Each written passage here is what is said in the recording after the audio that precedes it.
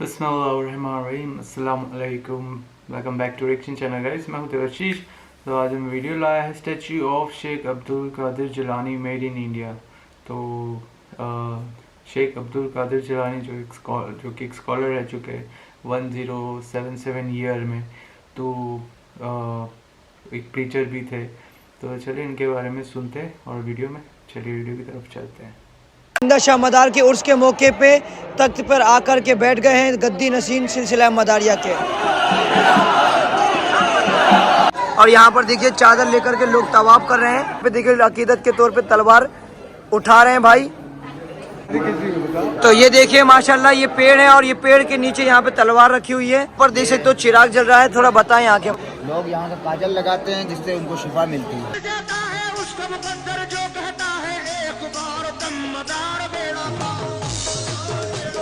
तवाफ़ कबूल बिल इत्तिफाक हराम है, इसमें कोई दूसरी राय नहीं है। कब्रों को सजदा करना और कब्रों का तवाफ करना बिल इत्तिफाक हराम है। ये मज़ार भारत के सूबे उत्तर प्रदेश के अंदर मौजूद मगनपुर में मौजूद बहाउद्दीन जिंदा शाह मदार से मंसूब है, जिसे जानबूझकर खाना कबा की तरह चार कोनों और काले रंग की चादर से ढककर इस पर एक गुंबद बना दिया गया। और ऐसा इसलिए किया गया है कि लोग इसे खाना कबा की तरह चक्कर लगाकर इसका तवाफ कर सकें। मुझे पता है कि आपको भी मेरी तरह देखकर आंखों पर यकीन नहीं आएगा, पर यह हकीकत है। लोग यहाँ पर मन्नतें हासिल करने के लिए अल्लाह को छोड़कर इस इमारत के अंदर दफन एक इंसान की कब्र का तवाफ करते हैं। बिल्कुल इसी तरह से दरबार पर एक बड़ी तलवार को भी रखा गया है, जो कि काफ़ी वजनी है और इसके बारे में मशहूर है कि जो भी इसे उठाकर जो भी मन्नतें मांग ले, इस दरबार पर वो ज़रूर पूरी होती हैं। आपको क्या लगता है कि इन लोगों ने खुद कभी दिमाग लगाकर दीन को पढ़ा और इसको समझा होगा?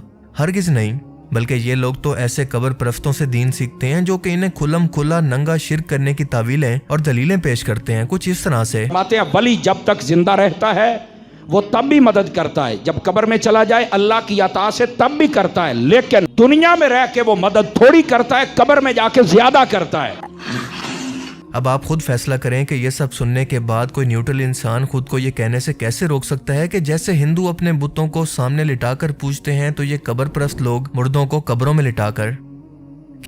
क़यामत के दिन एक गुनाहगार और मुशरिक इंसान अपना अमाल नामा मिलने के बाद जहाँ पर और बहुत सारी ख्वाहिशात करेगा, तो इसकी सबसे बड़ी हसरत आप जानते हैं क्या होगी? वो कहेगा कि काश मैंने अल्लाह के सिवा किसी को शरीक ना बनाया होता, काश आज के दिन मैं मरकर मिट्टी हो गया होता ताकि मेरा हिसाब व किताब ना होता, ऐ काश कि मैं दुनिया के अंदर एक बार वापस चला जाऊं तो फिर कभी भी सजदे से सर ना उठाऊं। पर अल्लाह फरमाता है कि ये वो दिन होगा जब लोगों को सिर्फ इनके अमाल ही फ़ायदा देंगे, ना किसी की सिफारिश काम आएगी, ना किसी की दोस्त और ना कोई तावीलें। अगर ऐसा ना होता तो कायनात के सबसे अजीम इंसान हज़रत मोहम्मद सल्लल्लाहु अलैहि वसल्लम अपनी बेटी फातिमा से ये ना फरमाते कि ए फातिमा, मेरे माल से दुनिया में जो लेना है ले ले, अगर क़यामत के दिन अल्लाह ने तुझे पकड़ लिया तो मैं तेरे किसी काम नहीं आऊँगा। जरा अंदाजा करें, ये बात समझाने के लिए की जा रही है जन्नती औरतों की सरदार को, ताकि ऐसे लोगों के बंद दिमागों को खोला जा सके। ये कब्र परस्त मौलवी ज़्यादातर एक हदीस को बुनियाद बनाकर इस शिर्क का दिफा कुछ इस तरह से करते हैं कि अल्लाह के रसूल ने फरमाया था कि मुझे तुमसे यानी अपनी उम्मत से शिर्क का कोई खौफ नहीं। यानी आप सल्लल्लाहु अलैहि वसल्लम के अल्फाज के मुताबिक मेरी उम्मत से शिर्क हमेशा के लिए ख़त्म हो जाएगा, वो कभी शिर्क नहीं कर सकती। हालांकि असल में इस हदीस का मफहूम ही कुछ और था। मकसद समझाने का ये था कि मेरी सारी की सारी उम्मत शिर्क अब कभी नहीं करेगी, जैसा कि इससे पहले की उम्मतों के साथ हुआ था कि मूसा अलैहिस्सलाम की कौम हो या बाकी पैगंबरों की, वो इन पैगंबरों की वफात के बाद दोबारा मुकम्मल तौर पर मुशरिक हो जाती जब तक कि अगले पैगंबर इनकी हिदायत के लिए मबूस न होते। ये लोग इसी हदीस को बुनियाद बनाकर लोगों को इसका गलत मतलब समझाकर इनको शिर्क की दावत देते हैं। रसूलुल्लाह सल्लल्लाहु अलैहि वसल्लम का फरमान था कि मेरी उम्मत के अंदर एक गिरोह हमेशा हक पर कायम रहेगा, एक गिरोह ना कि एक फिरका। अब जरा एक और खुला शिर्क देखें कि ये लोग मज़ार पर मौजूद दफन बुजुर्ग की तस्वीरें सामने लगाकर इन पर हार चढ़ाकर इन पर दुरूद व सलाम पढ़ रहे हैं। अस्तगफिरुल्लाह।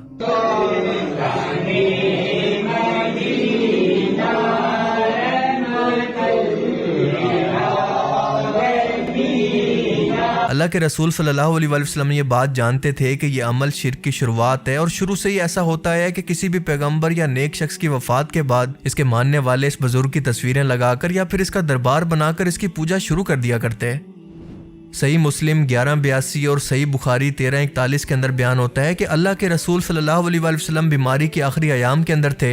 आपकी 3 बेगमात हज़रत आयशा, उम्मे हबीबा और सईदा उम्मे सलमा आपस के अंदर बातें कर रही थी कि जब हम लोग हबशा हिजरत करके गए थे तो वहाँ पर हमने मारिया नाम का एक चर्च देखा था जहाँ पर कुछ तस्वीरें लटकी हुई थी। अल्लाह के रसूल ये बात सुनकर इस बीमारी और तकलीफ के आलम के अंदर उठकर बैठ गए और फरमाया कि यही तो इन लोगों की खराबी थी कि जब इन लोगों के अंदर कोई नेक शख्स फौत हो जाता तो इसकी तस्वीरें और इसकी मूर्तियां बनाकर वहां पर सजदे शुरू कर देते। क़यामत के दिन ये लोग बदतरीन मखलूक बनाकर उठाए जाएंगे। आपने मजीद फरमाया कि अल्लाह की लानत हो यहूद व नसारा पर जिन्होंने अपने नबियों की कब्रों को सजदागाह बना लिया। अल्लाह अकबर। क्या आज वही दौर नहीं है जब इन कब्र परस्तों और हिंदुओं के अंदर फर्क तक करना मुश्किल हो गया है? लेकिन अगर आपको फिर भी यकीन ना आए तो जरा ये वीडियो देख लें कि भारत के अंदर एक बुजुर्ग की कब्र पर शेख अब्दुल कादिर जिलानी रहमतुल्लाह अलैह की मूर्ति बनाकर इसे गुस्ल दिया जा रहा है। बिल्कुल ऐसे ही जैसे हिंदू अपने खुदाओं की मूर्तियों के साथ करते हैं, इन्हें पानी और दूध से गुस्ल देते हैं, इन पर नजराने, चढ़ावे और चंदे लुटाते हैं।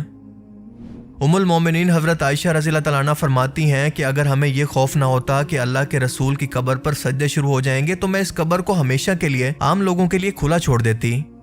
अब यहाँ पर मेरा ये सवाल है कि अगर रसूलुल्लाह सल्लल्लाहु अलैहि वसल्लम की उम्मत से शिर्क हमेशा के लिए ख़त्म हो गया था जैसा कि ये मौलवी बयान करते हैं, तो हज़रत आयशा को उम्मत से किस शिर्क का खौफ था? आज भी सुन्नियों के अंदर कादियानी जो कि खत्म नबूवत के इनकारी हैं और शियों के अंदर नाउजुबिल्लाह अली अल्लाह कहने वाले नुसैरी फिरका के लोग मौजूद हैं। अगर शिर्क हमेशा के लिए ख़त्म हो गया है तो ये लोग कौन है फिर? जो कुछ आज कब्रों पर हो रहा है वो सब कुछ क्या है?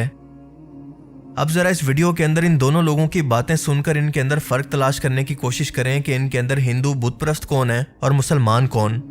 और बड़ी खूबसूरत बात यह मशहूर है कि अगर कोई दिल में तमन्ना है और अगर इस पत्थर को उठाया जाए तो तमन्ना अगर पूरी होनी है तो ये पत्थर आसानी से उड़ जाता है। उष्ट देवता भगवान शिव और मां काली के दर्शन के बाद आप मंदिर परिसर में चमत्कारी पत्थर को देख सकते हैं। मान्यता है कि इस पत्थर को उठाने वाले की मनोकामना पूरी होती है। मुझे बता रहे थे इस्लामी भाई कि 10-12 साल का बच्चा अपने वालिद साहब के साथ यहाँ आया, बच्चे से ये पत्थर आसानी से उड़ गया। अगर 11 बंदे इसके नीचे उंगली रखें और किसी भी अल्लाह के वली का जो है ना वो दिल में तसव्वुर करें तो ये उठ जाता है। अगर ये करामत है तो दज्जाल की करामतें देखकर इन लोगों की क्या हालत होगी आप तसव्वुर कर सकते हैं। यकीनन ये लोग सबसे पहले उसको बुजुर्ग कहकर सजदा करेंगे। ये राजस्थान के इलाके जोधपुर का एक मंदिर है जहां पर पूजा करने वाले और कोई नहीं बल्कि खुद मुसलमान हैं। जी हाँ, मुसलमान जो नस्ल दर नस्ल यहाँ पर ऐसे ही पूजा करने आते रहते हैं। यकीन ना आए तो आप खुद सुन लें। जोधपुर का एक ऐसा मंदिर जिसमें माँ दुर्गा की पूजा मुस्लिम करते हैं। जी हाँ, आपने सही सुना। इस मंदिर में माँ दुर्गा की पूजा करने के लिए मुस्लिम पाकिस्तान से आते हैं और इस मंदिर के पुजारी भी मुस्लिम हैं जिनका नाम है जलालुद्दीन खान और इनका परिवार 13 ये बताना चाहते हैं कि जो भी मूर्ति पूजा होती है, जो भी आजकल इस्लाम में मुसलमान भी आई थिंक एशियन कंट्रीज़ में करते हैं, तो वो भी गलत चीज़ है। तो कुरान में यही लिखा है कि सारी जो मूर्ति पूजा गलत है, इसलिए सल्लल्लाहु अलैहि वसल्लम मोहम्मद उनका बोलते ना उनकी मूर्ति नहीं है, क्योंकि उन्होंने वो एक्सेप्ट ही नहीं किया था और क्योंकि उसमें कुरान में भी यही था कि मूर्ति पूजा किसी की करनी नहीं है और सिर्फ आपको एक ही गॉड में आपको मानना है, दैट इज़ अल्लाह। और ये बाकी आप जो भी आप इंसानों से आप मानते हैं, मूर्तियों से मांगोगे तो सामने से कुछ नहीं आने वाला है, इट्स नॉट कमिंग बैक। और वो आप अपने आप से ही मांग रहे हो, अपने आप से ही बातें कर रहे हो, इट्स लाइक दैट। तो ये उस तरीके से समझाने की कोशिश की है कि अगर आप कुरान का भी इल्म लो या और आप बाकी सब का आप नॉलेज लोगे तो आपको अच्छे से समझ में आएगा कि रियल मुस्लिम भी कौन है या नहीं है। तो वो बोलते हैं आजकल मुस्लिम बन के एक्टिंग भी करते हैं, तो वो भी आपको समझ में आ जाता है। आपको कुरान के मुताबिक जो चीज़ें लिखी हुई उसको फॉलो ये लोग नहीं करते हैं। तो आपको लाइफ अच्छे से समझ में आना चाहिए और नॉलेज लेनी चाहिए। मेरे हिसाब से अगर कोई भी न्यू सब्सक्राइबर नॉन मुस्लिम देख रहा है तो आप उससे मेरे से भी यही समझो कि नॉलेज लो हर एक चीज़ की, उसके बाद अपना डिसीजन लो, ना ही आप अंधे बन के हर एक चीज़ फॉलो करना शुरू कर दो। तो ये वीडियो काफ़ी नॉलेजेबल ही है कि आपको ये सब चीज़ों में विश्वास नहीं करना है, आपको अपने आप पे विश्वास होना चाहिए। तो आप ज़्यादा कुछ अर्न कर सकते हो लाइफ में, और अपने मतलब आप किसी को भी मानो, गॉड भगवान कुछ भी बोलो, आपको एक गॉड में बिलीव करोगे तो इट इज़ गुड। तो ठीक है, ये सब तो चलता रहेगा, इट्स ऑल बिजनेस पॉलिटिक्स।